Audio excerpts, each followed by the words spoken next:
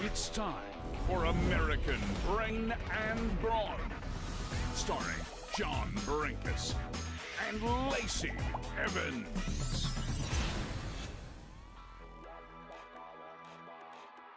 I'm here.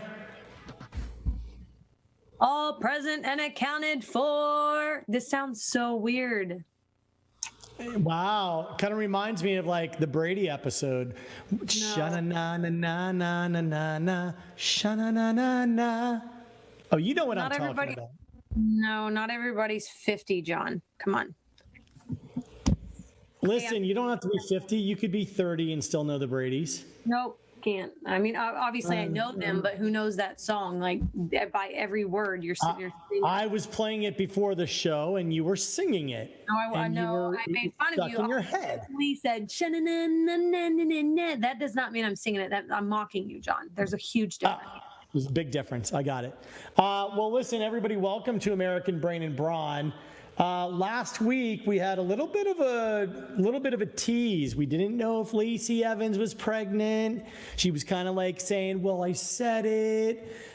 So once and for all, I know most people think they know, but Lacey, do you want to tell us the answer? Are you pregnant? I'm having a baby, y'all. It wasn't, I didn't expect it to be, right now, like as of a week ago, but women in sports entertainment, you just women in general, you never know. I don't have an office job where I could get big and get a big old belly and type away at a computer desk. Like that's just not what God put in my life. So, unfortunately I got to kind of take it easy a little bit and not do Judy chops and belly flops and instead just run my beautiful mouth. I think one of the big storylines that's going to happen might be called the plumping of Lacey Evans. Oh, is that? I mean that with all due respect, because listen, you gain weight when you're pregnant. I mean, yeah, you gain a little bit of baby weight. And John, if you knew how big I got with my first kid, John, you wouldn't believe it. How big? Oh man, if I would have known we were going to discuss this live, I would have sent you a photo. I got 210 pounds, John. Wait. You got up to 210 pounds? Yes. I was. My God. What are you at right now? I haven't weighed myself in a long time, actually, and I don't want to. But, I mean, I would tell you if I knew. If I had to guess, I'm like 155 maybe. Wow. And you're like 5'8", 5'9", aren't you? Mm-hmm. Yeah.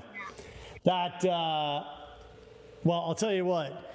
Getting up to 210, that was a bear. That was a bear. My freaking ankles were this big, and I was like, wild, But I'm not. That's not going to happen this time. Knock on wood. Everybody out there listening, give all the hearts. I need all the good vibes. That I'm just going to stay like fit and jacked my whole pregnancy. No stretch marks, a banging body, and just a little baby bump. Well, I'm going to tell you this. Listen, I'm a father of two. That second go around, you expand a lot easier. Really? Like all ways? Because that's a whole nother topic, honey. Like, Lord help me. Listen to me. At least in my experience and all my friends, that second baby, you go whoop. I mean, quick, much quicker than the first time. Whatever. Now you're lying. You're just trying to. Why am I lying? I'm not lying to you. You're just trying to ruffle my beautiful feathers, honey. It's not working. Hey, Courtney, how many kids you got? Yeah, I'm not trying to ruffle them. Absolutely not. Courtney, help me out here. Another female on my side. How many kids have you had? Oh, she's had one. I've got one. Just one. Because if she would have had that's two, right. Said he's a liar. You don't get bigger. Anybody in the chat room, let me know if like during your second pregnancy, if the expansion happened more rapidly than it did the first time. And be honest. First time you're holding on and you're like going, no, and then it kind of just goes at the end. And the second time your body's like, whatever, dude. What? No, John, I can't even, that's not even an option for me. Like, who are you comparing me to right now? Listen, what I'm really excited about is that we all collectively are having this little baby. And the question is it a baby boy or girl? You're going to do most of the work, I understand. You're going to be doing a lot of the tending, but I'm going to be right there. I'm there in spirit. You know that. Yeah, I'm Uncle gonna find out as soon as I can. So we'll see. I'm hoping for a boy. Obviously, I have a girl, but if it's another girl, my daughter is there's Your daughter's awesome. Yeah, she'll jump on a dirt bike just as fast as she'll put on a little lipstick, So That's right. Well, so if you have a little baby boy, I want to know from the audience, do we think she's having a boy or a girl? There are, old wives' tales about like how you can tell if it's a boy or girl. Ultimately, it's kind of like just one or the other. So I want to know, do you guys think she's having a boy or a girl? Put it in the chat. And if we think it's going to be, I'm betting it's a boy. Me too. And I think the best name for the little boy would be Brenkus. Look, I already get morning sickness, John. Don't make me vomit. Like, I'm not like, Lord help me. Brenkus Evans. I like it. I like it a lot. Brenkus. Hey, yes. You know what I heard? I don't know if this is true. So anybody out there listening, if you've heard this, either agree or like say something else that you have heard. But I heard that when you're having a girl, she takes the beauty out of you. So like, it's like rough, you break out. But if you have a boy, you like stay like glowing. And as you can see, I don't think I've ever glowed this much in my life. Like, I feel great. My skin looks great. I know I'm very early on, but like, I still have the beauty with me. So does that mean I'm having a boy? I don't want to inflate your ego or anything, but you could take a lot of the beauty that you naturally have and you still would be beautiful. Oh, tell me something I don't know, John. You're right. Silly me for listening to that nonsense. Exactly. Everybody in the room is pretty much saying boy. They're all saying it with me. And they're all saying boy. And they're also agreeing with me that Brenkus is an awesome first name. I doubt that. Brenkus Evans. Verify, but dude. Nobody else, listen to me. I get called Brenkus. Nobody calls me John except you. You're like John because you want to be sort of like, like my mom or something. My mom didn't call me Brenkus. She called me John. My dad just called me Hey. Hey. Why do they call you by your last name? Because my first name is so boring. John is just such a dull name. Well, that sounds like a personal problem to me. You don't get to choose. Like, you can't just be like, call me by my last name because my first name sucks. You probably are the one. You probably did say that. You're probably the one in class that raised your hand and says, ma'am, will you please call me by my last name so I can have friends? No, everybody just called me Brenkus. Oh. People call me Brenkus. They call me Brink. They call me something to do with Brenkus. Nobody calls me John, Johnny. This is like boring. Listen, if Lacey Evans is a mom with a little boy, here's my question. How old until that little boy is throwing people out of a ring, smashing them over the head with a chair, doing all kinds of nasty stuff? I say 2. By the age of 2, that boy is like contending for a title. You know what? Your son might be a WWE champion before you. I'm going to make that prediction right now. John. That might happen. I guarantee if I would have got my hands on Asuka, I would be a champion as you run your mouth right now. So don't even start with me for 1. Okay. Okay. Don't even, and 2, off topic, but kind of on topic. Summer has been grabbing chairs and body slamming since she was like 1. So not really. Now, it was like 3. Now you've got like a lighter in your hand right now and you're like, what's going on with the lighter? Okay, so I take this for when people like you run your mouth and start getting my heart rate up. And then I grab this sage right here and I just burn it a little bit when you're really starting to piss me off, John. And then I just, that's it. I just keep it calm. You know what? I have not thought this through terribly well, but sometimes when you're pregnant, you can get irritable a bit. That's No, true. you've been making me mad since the beginning, John. Well, I know that, but listen, show what I I'm do saying it. is that I might make you extra mad. Probably. You're probably going to have to, hey, Courtney and Harry Bear, do we have the beep, beep, beep, beep, beep ready for this pregnancy? Because we're going to need it. We are. We are. Hey, Herbert, I just want to see if you're there. Bring on the monkey. No, why Bring would on you? the monkey. Bring on the monkey again. Hey, Because a lot of people like the monkey. No, they don't. Everybody hates They the do. monkey. No, they don't. They do love the monkey. And by the way, we have a giant audience tonight. And Okay, they're so all what do they saying, say? Am I a oh, boy, boy, listen to me. Listen. Oh, there we go. The monkey's right there. Monkey's right by Lacey. That's right. Good I monkey. can't see it because it's covering up. Do you want to know? So here, I want to know this from the audience. What is or was your best lullaby that you would sing to your child, or you currently sing to your child? I will share and go first, because I will tell you what the ultimate lullaby is. Guns N' Roses' "Sweet Child of Mine." All right, sing it. Well, I'm not going to sing it, but you're going to Wait, sing why? it. No, I don't You're going to think sing it. It is a sing your lullaby, I'll beautiful. sing mine. It is a beautiful, beautiful lullaby. It is an unbelievable. My daughter in particular loved hearing that song. Let's hear it, John. It's she's got a smile. Sound like this. Yeah, She's got a smile that it seems to me reminds me of childhood memories where everything was as fresh as a bright blue sky. Lacey, you. Sky, sky. Now and then when I see her face, it takes me away to that special place. And if I stare too long, I'd probably break down and cry.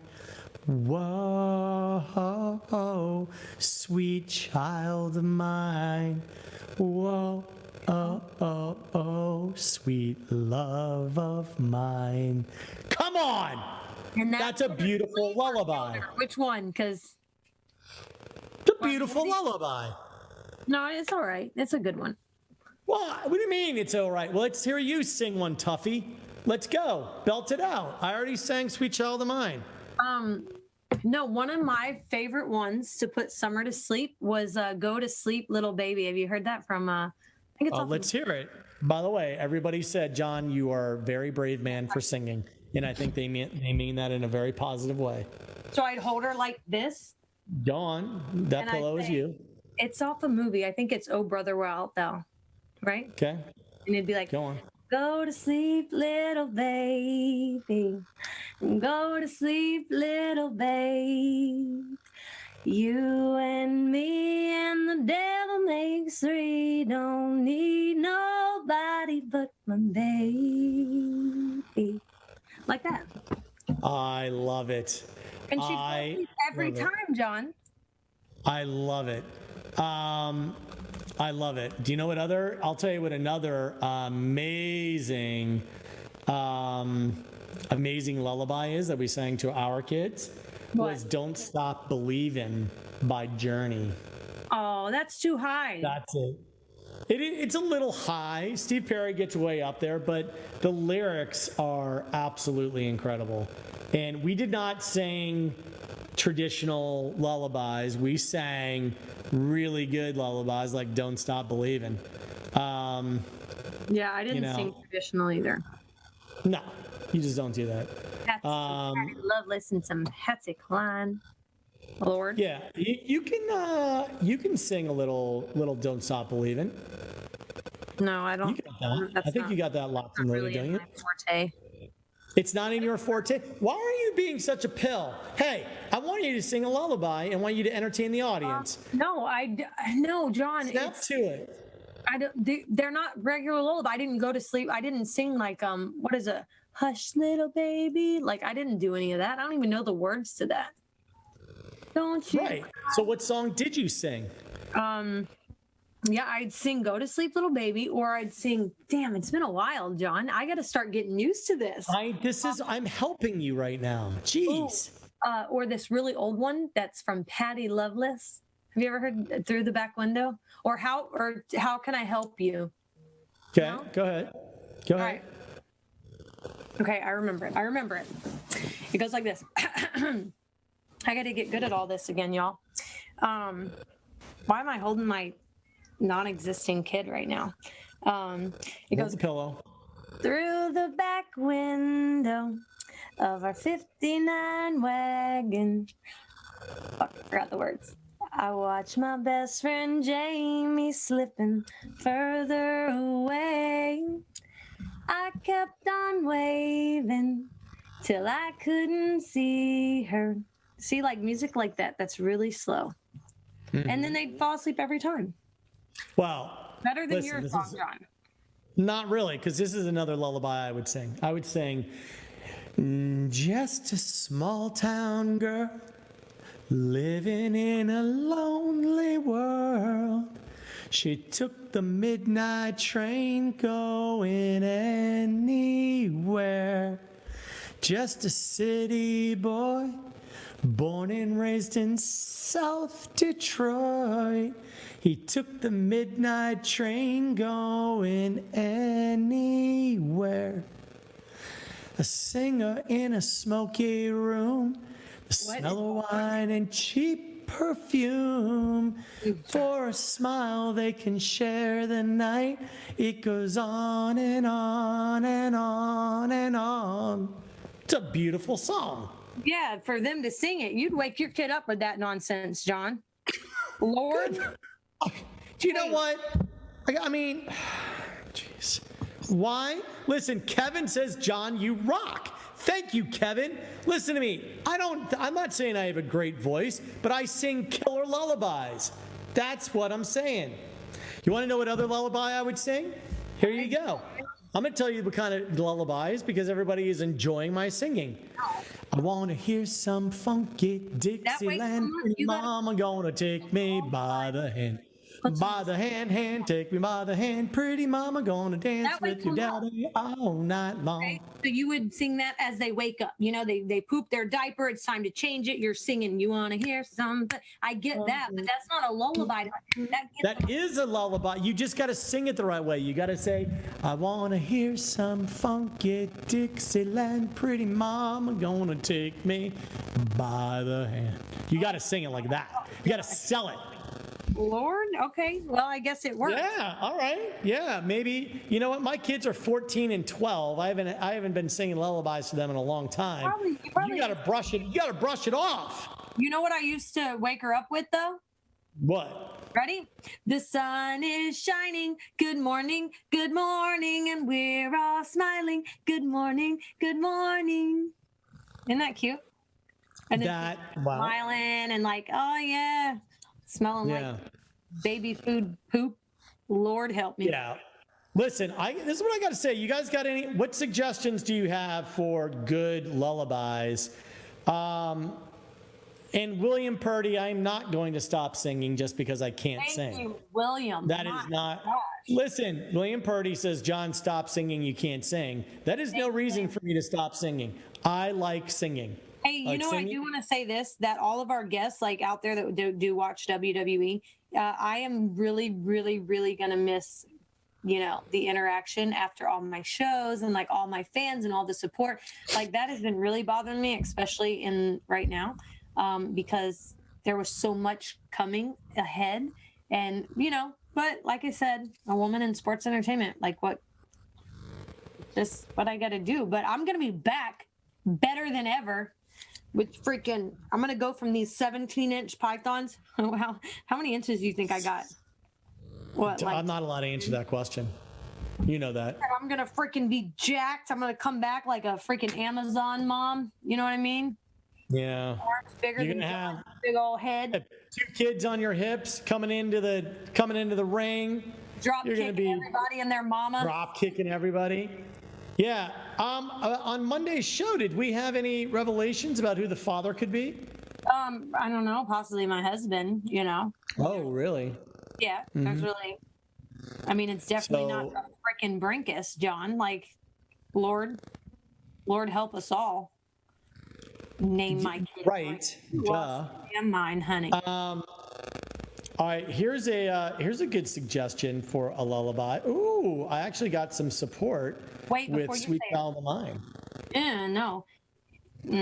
Sweet Child of Mine is like the ultimate lullaby. I gotta feel it, John. Like as I'm holding my delicate infant. You mean fill or feel? You got to feel it or fill it? Don't correct me. You know exactly what the hell I was talking about. I used it correctly in a sentence. So take it from there and you make the educated decision if you are educated enough to do so. Well, you could both fill and feel, so I needed some clarification. Yeah, well, like I said, I used it in a correct sentence. I have to feel it. You know what I mean? So anybody out there that has good lullabies, make sure it's one that not only I can feel, John, but I can also sing. It's got to be in my pitch range, like. For those of you speaking English, she said feel.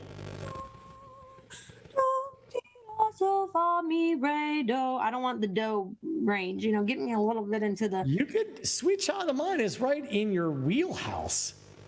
It's written in G major, D Mixolydian for those of you who are guitarists. Well, I think that you should give it a try. Honestly, I'm going to convert you to singing "Sweet Child of Mine" every single night. Remember that one band that you're like, oh my God, you don't know any of these songs? Remember that? And you were like murdering me. And then there was a lot of our American Brain and Brawn fans that were like, oh my God, she doesn't know this. What band was that? Van Halen? I think so. And I was like, yeah, it was Van Halen. You're like, who's Van Halen? Eddie Van Halen passed away. Straight, John. I'm telling you. Tim McGraw, right? All right. Listen, Lacey, I want you to this is Inspiration Wednesday today. You are pregnant. That means that you are wired with extra knowledge. Impart some extra knowledge on us on how to be grateful for the present moment. Oh my gosh, how to be okay. Well, that's ready? Easy. Go. Because I have been through a little bit in the last week and a half. I found out some really good news, obviously, that I am creating another human. I have realized that my daughter is about to have a sibling whom she's been begging for since NXT. So if you can imagine the mother being a mom and having a baby begging you, it's very hard. It's hard because I have to be dedicated to my job. And it just hit me. And plus I have a husband that is the most incredible man, the best father, the best husband you can imagine. And so he finds out he's having another baby and he is just tears in his eyes, happy. But then you have the other side of I've been working so hard to be a sports entertainer, to learn what to do in the ring, to be physically fit. And then when I found out, it's like half of that is immediately taken away, which really, really is hard because of how hard I've worked. So to be present and happy with what's happening right now, you just have to look at what you do have and be grateful for what you do have and find the good things in every little thing because, yes, stuff may be taken away, but it's not forever and nothing lasts forever. So just take what you have right now and make the best of it every day. And that's what I plan to do. Not only as a soon-to-be mother of two, but as, a wife and having a career, because all this does hit you. But if I just look at what I lost, if I look at, what I can't do because of my situation, there's so much positive to it. And so just it's okay to realize everything, but make sure your focus is on the good because my life is incredible. My family is incredible. And I'm about to have two beautiful babies that I will raise and leave leave a legacy through and create good humans for this world. So I'm excited. All right. Well, listen, William Crane, as you were talking about, just muscling your way through it. William Crane said, can I get a shout out? Because he had surgery on his foot and he's now laid up. So I think we should give a shout out to William Crane because he is a very faithful American Brain and Brawn viewer. And so we love you, Will. Literally like a crane now. He's like on one leg, like might be. Well, hey, William, now that you've heard that you got a shout out, tell us your story a little bit. Yeah, what happened to your foot, jump man? on the show. William, go to ababshow.com, ababshow.com, and join us. Somebody just wrote William Purdy, who is a faithful Brain and Brawn viewer. He just said John is drunk. Oh, we don't drink on this show, man. We are American Brain and Brawn. We stand for positivity, uplifting, negative. Yep. Not today, not tomorrow, not ever. He may be a little, sometimes, but that's John. That's a sober, hardworking American. He would not do that. So, William, while I normally agree with you, definitely not. Lord. I'm not drunk, and here's why I'm not drunk. I don't drink. I mean, might be a swear, and neither does Lacey Evans. So Lacey Evans does. You and I are both like straight edge son of a guns, aren't we? We're just like straight living, You know who else is a straight living person? Ted Nugent. Really? Uncle Teddy. He doesn't drink, doesn't do it. He's straight and narrow.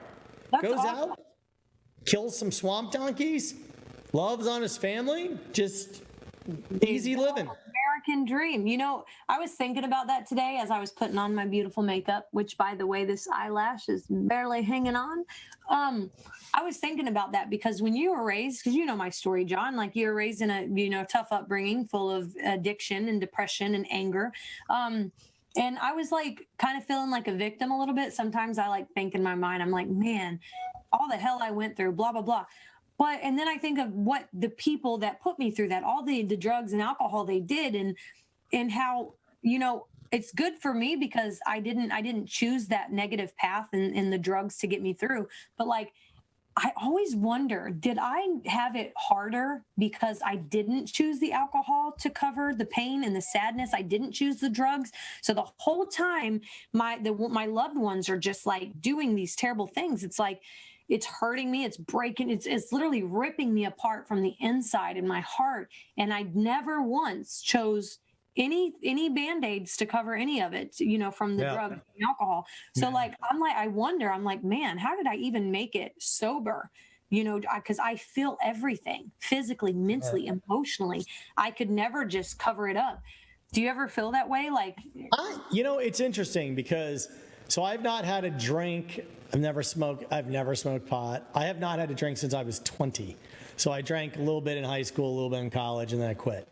And there are a lot of times where I'm like, why can't I just be moderate about it and just drink every now and then? And the answer to that is because I'm not a moderate person.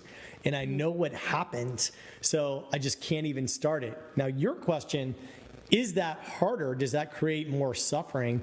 I think that becomes in the mind of the beholder, because there's nothing that I like less than hanging around a bunch of drunk people, right? You're sober, they're drunk. It's just not fun. Now, if you were drunk as well, maybe it's not so bad. And so maybe in that way, there's less pain and suffering. But I just remove myself when I'm like, oh man, there are gonna be a bunch of drunk people here. I'm just not into it. Everybody's free to do what they want. I'm not saying not drinking is the answer, but I'm just saying I'm not hip with hanging around a bunch of drunkies. That's just me. Yeah, and I think, well, with me it's too, because social drinking, you're an adult, you've had a hard week, that's fine, to each his own. I think it's more when it becomes a lifestyle so deep that every decision you make, even throughout the work week, and is with that thought process, with and then the drugs, and you throw that in there, and I think that even people think social marijuana or all this stuff, but it becomes to a point where it starts impacting your lifestyle, your thought processes. And then before you know it, you're in this, and I've seen this firsthand by my family. It starts with just social or just trying, and then it just doesn't stop. And then you need it. And then the mental and emotional side comes out if you don't have it. And then the trouble that it causes it. And it's just it seems like once you get on, it's like a ball that roll. And once you make those decisions, that's with mental health too. Either you can throw things when you get upset and not fix the problem, or sleep all day, or close the blinds and sleep longer, or you can see that there's an issue and you can get the counseling needed, or make the decision to have a better lifestyle. And I think that that's what's hard for people to do, is realize that these these choices that they are continuing to make, whether it's drug every day, alcohol every day, mental health and depression, sleeping through it and refusing to get up and wash your face and find the professional help.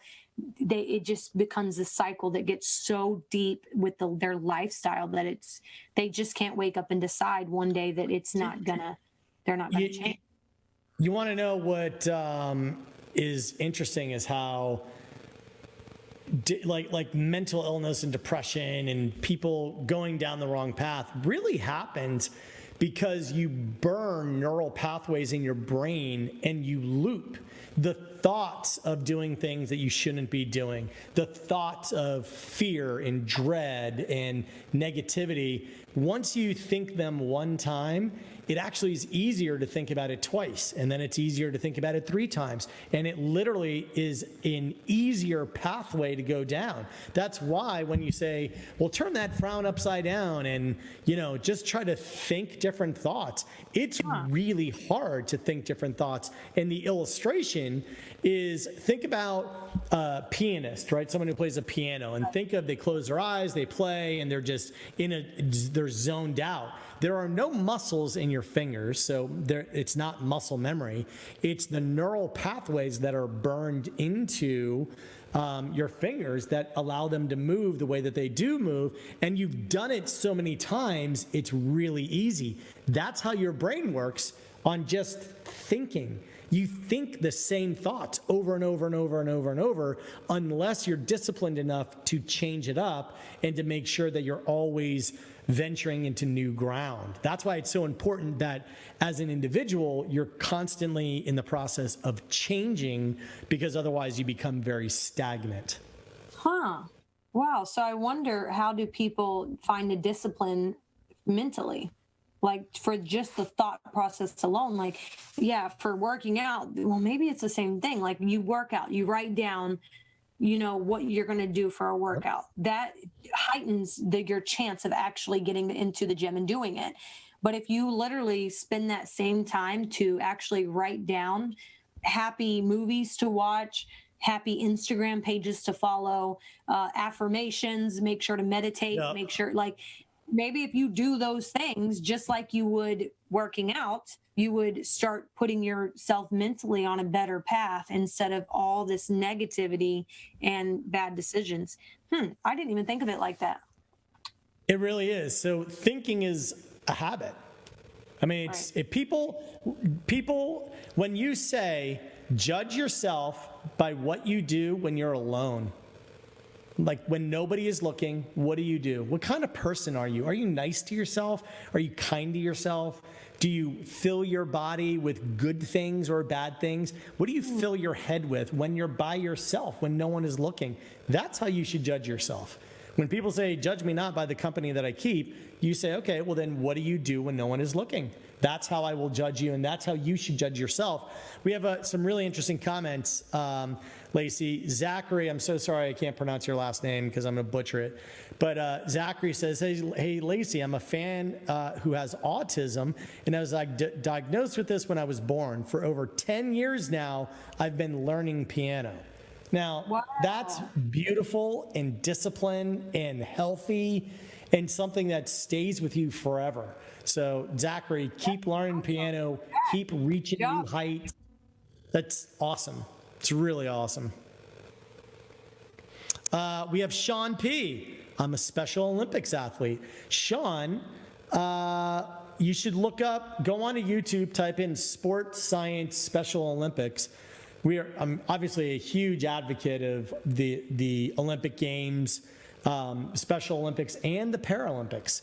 The Paralympics are incredible, but the Special Olympics, they are, the Kennedy family has been very involved with Special Olympics over the years, and it's just been an amazing organization that has given so many people hope for the right reasons. And in a lot of ways, it really captures the human spirit even better than any other sporting event, because everyone's in it together. Everyone is rooting for everybody else.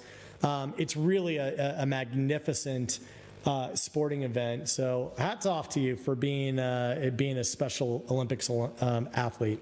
I was my favorite Congratulations. in WWE prior to the pandemic. We used to always get to go out to the Special Olympics and help them out. And I mean, just seeing the mental focus that they have goes back to what we were talking about, John. Your brain, regardless of your circumstance, regardless of what situations you're in, if you can just sit back and put the same amount of time that you're putting in looking up all this Instagram people or these Instagram models or these clothing companies or everything that's in, if you would just put that aside and spend that same amount of time for like a week on yourself, starting with your brain all the way down to your feet, you would completely change your mind and your perspective and your goals and your outlook on life. It's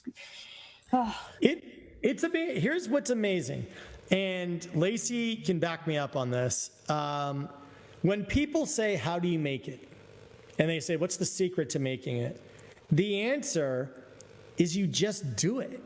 Like that, it sounds oversimplified, but no one in Lacey Evans' life said, "Hey, here's how you become a WWE superstar." And even when Lacey was given the shot to be a WWE superstar, it was not a given that it would work out. She had to do it and actually wake up, show up, do it, try, and see what happens. And when you mentioned earlier how you said, hey, I don't sit in front of a typewriter not because that's not what you wanted to do, but because that's not what God put in your path. And this great mystery when people are like, what should I do? How do I do it? When I just say you just figure it out. You just do it. I don't know. I've made thousands of hours of TV, been in entertainment my whole life. I've never really had I honestly have never really had a job. I've just been making TV and movies and doing stuff. So I don't think that's what most people consider a job. But I had no idea what I was doing. None. And I just kind of did it and figured it out along the way. And I think that's true for everybody, whether you're a plumber or a hairdresser or a wrestler or a TV producer. You just kind of do it.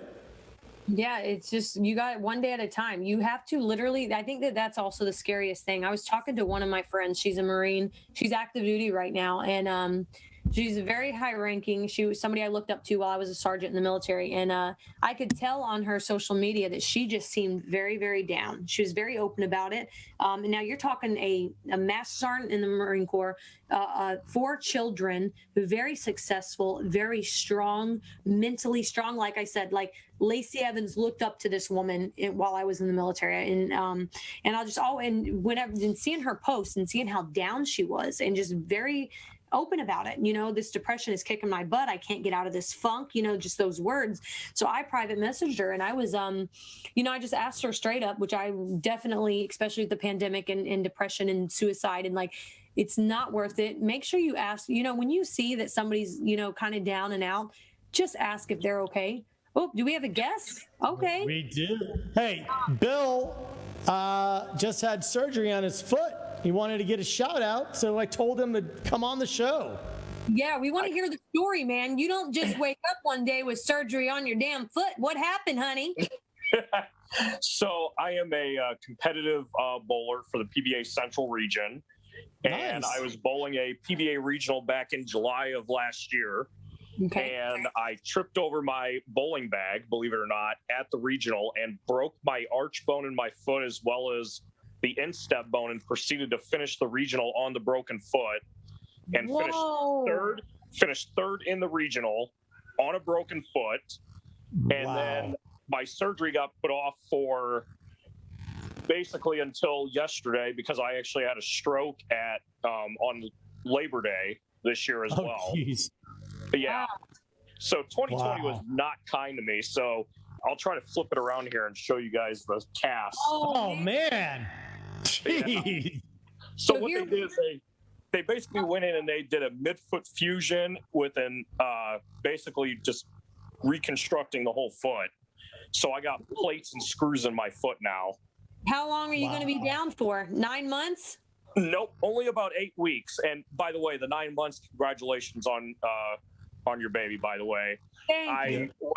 When I saw that bit on Raw, as a fan, I was like, okay, is this storyline? Is this real life? And so immediately my friends started researching and they sent it to me and they're like, dude, she really is pregnant. I'm like, Well, congrats to her. So we're Good on her. happy. Hey, Bill. Bill, I did a whole bunch of sports science segments, and one of them I did was with Sean Rash. I know Sean personally, actually. Great Do guy. you? Yes, I know Sean. I've known him since we were 17, 18 years old.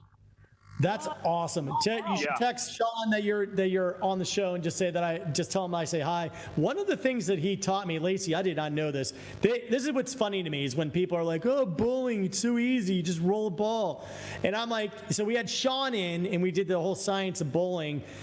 Explain to our audience, because I'm not going to do it justice, how when you are an elite bowler, you're actually playing the oil on the lane to create grooves so that it messes up your opponent's ball ever so slightly, and that is a massive part of the game, are creating grooves. What? Well, what it is they actually, when you're bowling on a PBA pattern, a lot of the guys will play the lanes very similar to be able to open up the pattern and make them very easy for themselves. Right. And you give the best bowlers in the world 2 to 3 inches to hit in the front part of the lane or the back part of the lane, and they're going to make it look like an everyday league bowler would make league bowling look like, which is notorious for very high scores.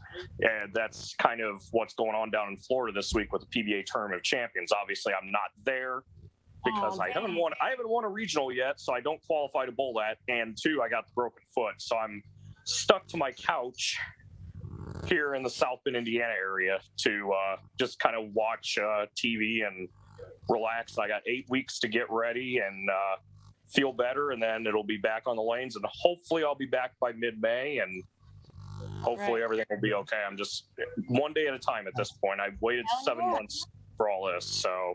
Yeah, well, congratulations on making third. That's wild. Sorry about the injury, but you sound in good spirits, and I'm glad people could see this, because what you were just with the stroke and with your surgery, like, that would rock a lot of people, and really, but you don't sound upset. You're paying attention. You're focusing on the good. You're focusing on the fact that it's 8 weeks when it could be God knows how long. You're focusing on the fact that you just had a stroke, but you're sitting here talking to us today. So, I love that you have that uplifting spirit, regardless of what you're going through. And we need more of this, man. You got to keep pushing, like Bill said, and like John, one day at a time. Yeah. My whole thing is I've been competitively bowling in tournaments since I was a youth bowler, since I was 15, almost 15 years old. So I'm 37 now. So I went almost 22 years fully injury-free, major injury-free. Wow. So the fact that I, had an injury this year that put me on the shelf for the year, I took it in perspective that I was able to do other things with my life and look at it from an outside perspective, do certain things that I normally wouldn't do. Like I've got into reading a couple of books, which is something I very rarely do. I've actually love watching Law & Order SVU, getting caught up on episodes of that. I'm collecting bowling balls. I got a ball rack in the corner of the apartment that I'm in that has 20 bowling balls on it, and I have 20 sitting on the floor in my daughter's bedroom that I already just knew they're yet to be drilled. Well, so here's what we got. Here's what we're gonna do. This is what I'm gonna leave you with, Bill. We got to come up with a little bit of a better story than you tripped on your bag. So we need to kind of insert a tiger or a shark. He was going for first place. It was first through third. It was the thing. He went to throw the ball. The ball would come up with something wild as it went. It wouldn't. Well, hey, here on American Brain and Brawn, we want to keep things real, and I don't believe you that you actually tripped on your bag. I'm going to give you another. What happened for real? No, I actually have witnesses to this that I actually did on my bag. You're not taking the bait. You need to say, look, I was bowling in Africa and a lion came out of nowhere. So if it makes you feel any better, if it makes you guys feel any better, Lacey will probably get the reference. After the regional was over and I found out my foot was broke, I got a phone call from a friend of mine down in the Indianapolis area, and I'll share this to my personal page after we're done and say to Kyle Poole, hey, buddy, this is a shout out to you. I didn't even think about this joke yet, but I had to tweet Kurt Angle after the regional and after I found out my foot was broke, because I literally said to him, I finished third in a PBA regional with a broken frickin' foot. Yeah. That is good. And the funny I thing like is, the tiger being inserted better, though. Three years ago, and the funny thing is, 3 years ago, my daughter had tubes put in her ears, and Monday Night Raw was in Indianapolis, where I was living at the time, and she got to meet Kurt Angle and Seth Rollins. So I was with my daughter. So I got to meet Kurt Angle, somebody that I grew up watching as an Olympic wrestler, not just a WWE wrestler. Right. And then 3 years later, I break my foot, and you perform at my. Just like he pushed through, man. It's Thank you so much for coming on the show, man. And keep your head up, keep pushing. You are just the epitome of American brain and brawn. You're not taking it for, negative. Look at that. Lord, would you look at him? I mean, and this man has even gotten into books and different movies now, and he's broadening his, he's not just sitting there suffering and wallowing in his, right. He's not a victim of this. He's going to push through. And plus, John, he only has 8 weeks. So that's pretty cool. It is pretty cool. He could have 9 months. You know what I'm saying? Bill, say hi to Sean Rash for me, and we hope and join us next week. Come on, I imagine you're going to be in the same place, so we'll be back. That's awesome. There he is. All right. Listen, Lacey, we got to wrap this up, but here's one thing that I don't know how to tell everybody this. The room is overwhelmingly skeptical about your pregnancy. Really? I'm going to tell you, last week, I did not know whether or not Lacey was actually pregnant. She was kind of being coy about it. This week, I know for a fact she is pregnant. Lacey Evans is pregnant. She is pregnant from her husband. There is no hanky-panky. Look at her. All right. She is pregnant. She's not showing in any way right now. There's a little bump right there, John. You don't see it? It's like a little. Oh, come on.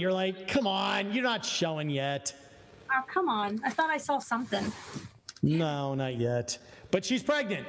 All right. So listen, we are out of here. We will see you next Wednesday on another episode of American Brain and Brawn. God bless you all. It's been a great show. Lacey, you're amazing. And we thank everybody for their devout viewership, because this show does incredibly well. So God bless you all. Nasties, keep your head up, keep pushing. Literally, I'm going to be pushing. Do you see what I did there? Yeah.